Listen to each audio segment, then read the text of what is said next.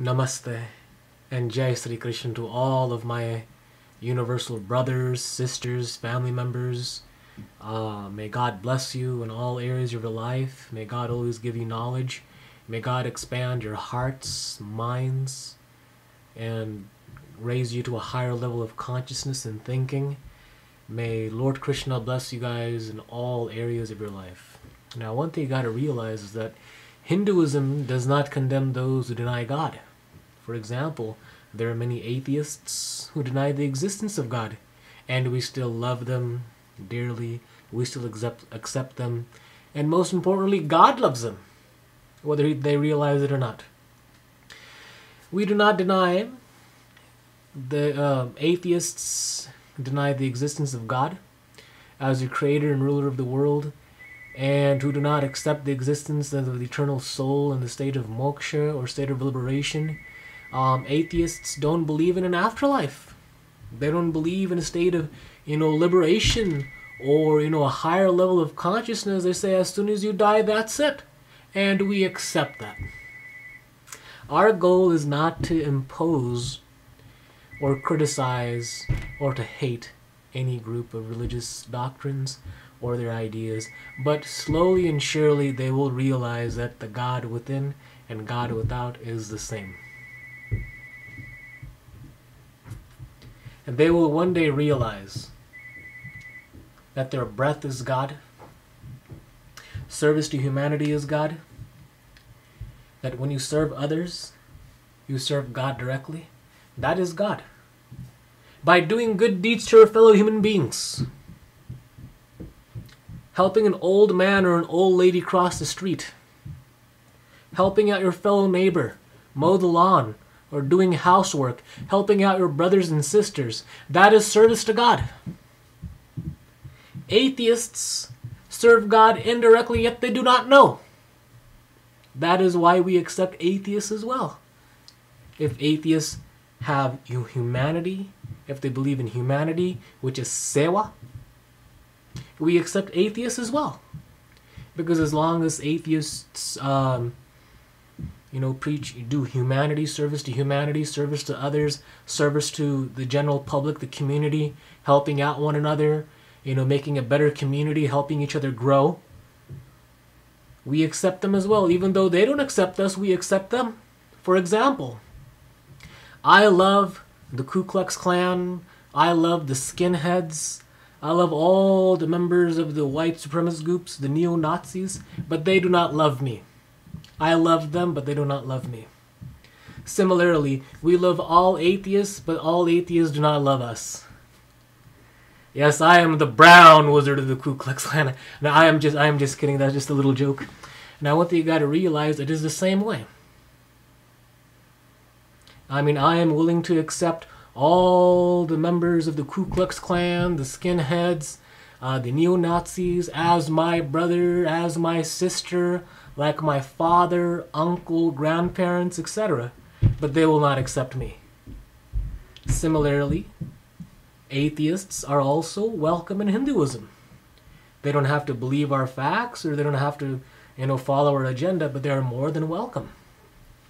Atheists are also welcome in Hinduism. Hinduism does not render the upholders of such views unfit to be recognized as pious and honorable members of the Hindu religious society, as long as they preach humanity once again.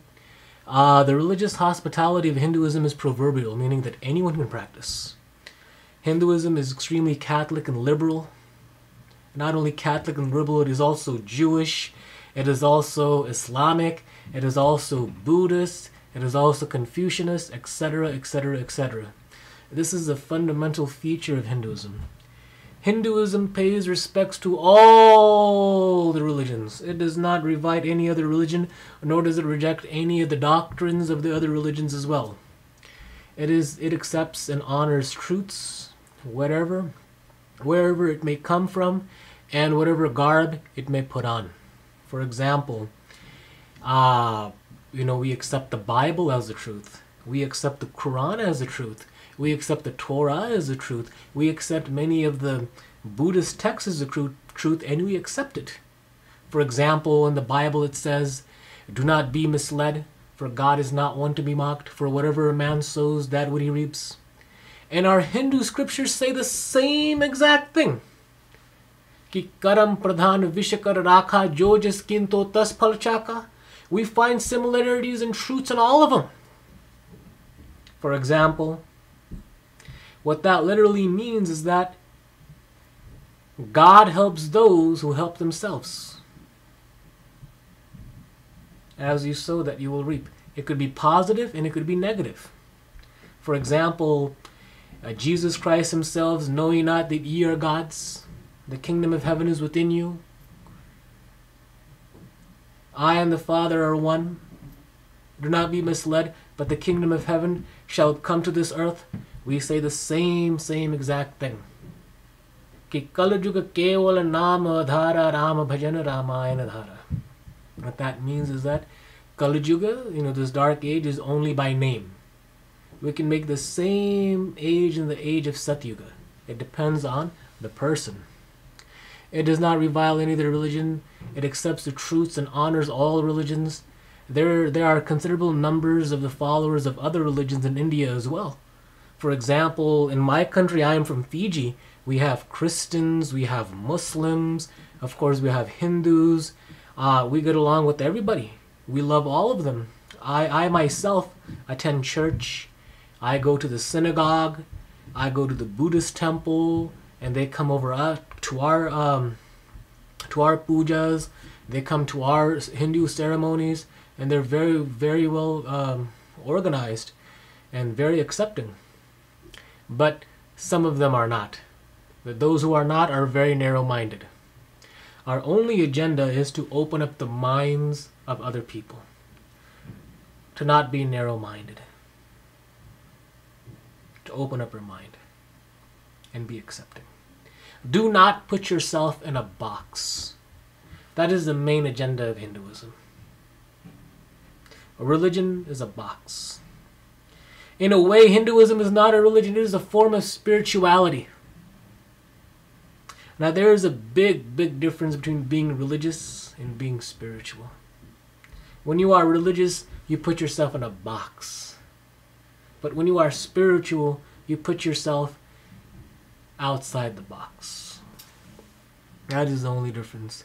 Hindus live in perfect harmony, peace, and friendship with all of them. Their tolerance and fellow feeling towards the followers of other religions is remarkable. Despite all the differences of metaphysical doctrines, modes of religions, discipline, and forms of ritualistic practices, and social habits prevalent in the Hindu society, there is an essential uniformity in the conception of religion and in the outlook on life, the world, amongst sections of Hindus and other different branches of other religions and doctrines. It is all welcomed. For example, there are Jews and then there are Orthodox Jews. There are Jehovah's Witnesses, there are Catholics, there are Protestants, there are Baptists, there are Episcopalians. They are also welcomed in Hinduism. For example, in the Buddhist text, there are Jains, there are Orthodox Buddhists, there are non-Orthodox Buddhists. They are also welcome in Hinduism. So the main idea is to unify all religions into one, which is a very same ideal. And one thing you got to realize is that all texts, all scriptures from other religions lead to Hinduism as well. As I explained in my third installment of my YouTube series, is that Jesus was in India. We also believe that in our scriptures that the Kaaba, the Muslim Kaaba, where Muslims go on Hajj and they do pilgrimage in Mecca, it was originally a Hindu temple. There are many doctrines in our Hindu scriptures that Muhammad was a great servant of Lord Shiva, that he was a devotee of Lord Shiva, which is very prevalent in our Hindu scriptures. He is known as Ahmad in our Hindu scriptures. And I would like to end my YouTube blog at this moment, because YouTube only allows me a certain amount of time. I like to say, may God bless you in all areas of your life, your health, wealth, finances, Om Shantakaram Bhujagashanam Padmanabhyam Suresham Vishwadharam Gaganasadrisham Megabharanam Subhaganam Lakshmi Kantam Kamalanayanam Yoga Vidyaгаmanam Bande Vishnu Bhove Haranam Sarvalokekanatanam. May God bless you all. May God bless you. And please comment, please subscribe, ask questions, and I'll try my very, very best, to answer them. One thing, again, I don't want to sound like a broken tape recorder. I know I've said this many times. Please don't ask anything controversial like abortion or affirmative action or same-sex marriage or illegal immigration, or what are your thoughts on, stem cell research? What do you think about the death penalty or anything that's controversial? Please limit your questions to only Hinduism and how to control the mind, about meditation techniques. If you need help with meditation, ask questions that are germane to that. And once again, may God bless you. Jai Bhagwan.